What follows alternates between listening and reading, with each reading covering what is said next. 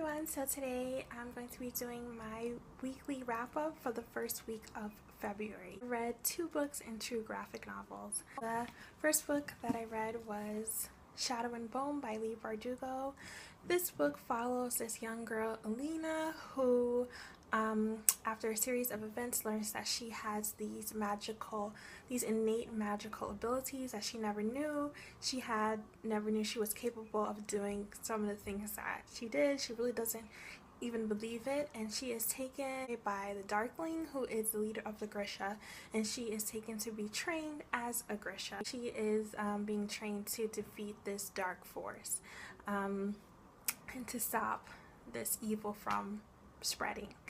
So this book, I didn't really like it.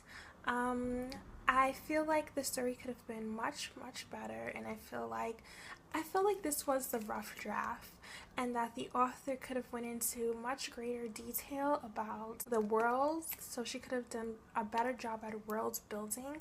And I still don't fully understand what a Grisha is. Like, I kind of get the surface, but I don't really understand it. I don't really get it.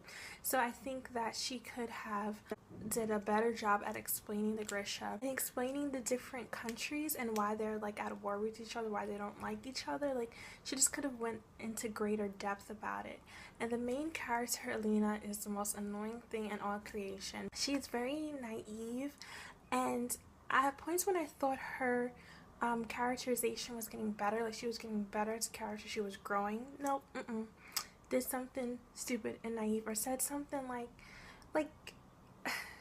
when she learns how old the Darkling is, she's like, oh my god, like it's like the craziest thing. Like, she can't believe how old he is. But you have these innate powers and abilities. Like, I would be freaking out a little bit more about that than his age. Like, who cares how old he is? And the author also tries to convey that one of the characters is evil. I'm not convinced. Like, I see where she was going. I see what she was trying to do.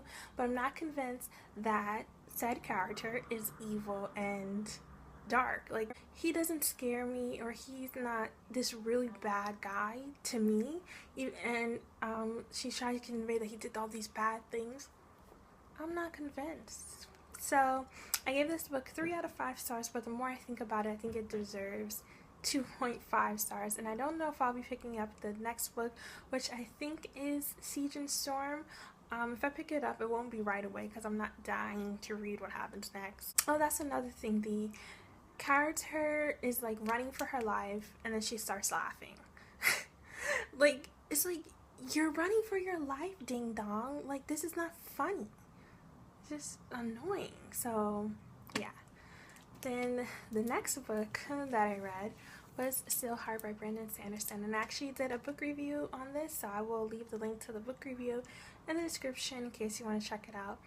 Basically, this book was amazing. I gave it 4 out of 5 stars. I really loved it. I really enjoyed it. I love the world that Sanderson created, and I think he did an amazing job creating the epics. So basically, in this book, there are epics, which are these people that have these superhuman abilities. They're basically like superheroes gone bad. And there is David and this group of reckoners that are trying to destroy these epics. And it was really good. It was really believable. I'm totally convinced that these epics are real, and I'm convinced at their evil ways.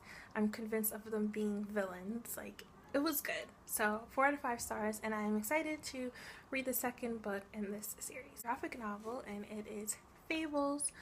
This is Volume 6, The Homelands, and if you have never read a graphic novel before and you want to start, I think Fables is a good place to start because this is the only graphic novel series I've ever read. And I did a book review on the first volume, so I'll leave that in the description as well, so you know that this is a cross between the Grimm's fairy tales and like Once Upon a Time, the TV show. It's so good. So I really enjoyed this one. This one was focusing more on the homelands, so basically the fable world, and I really like the characters. I like the characters' development and like seeing what they're going through next. And in this one, we learn who the adversary is, and the adversary basically the Fables have run away from their homelands and to the modern world because the adversary, this evil force, has taken over and is basically killing everybody. But we learn who the adversary is, and I thought that was pretty cool. I really enjoyed this one.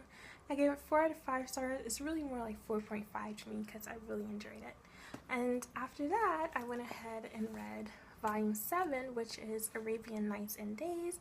And this one, basically, they tie in the regular Fables with the Fables from the Arabian Nights, and I did like that and I enjoyed it. So we have some genie action in here. It was pretty good.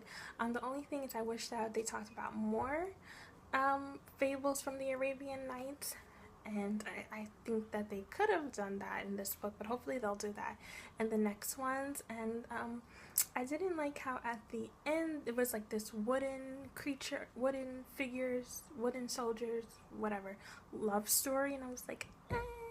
I think that either that could have been cut out or it could have been shorter than what it was, because I get where they were going with it, but it was just ridiculous. So all the books that I read for the first week of February, you can definitely tell me the books that you have read this week or the books that you're planning on reading, and hopefully I will be able to add some of those to my TBR.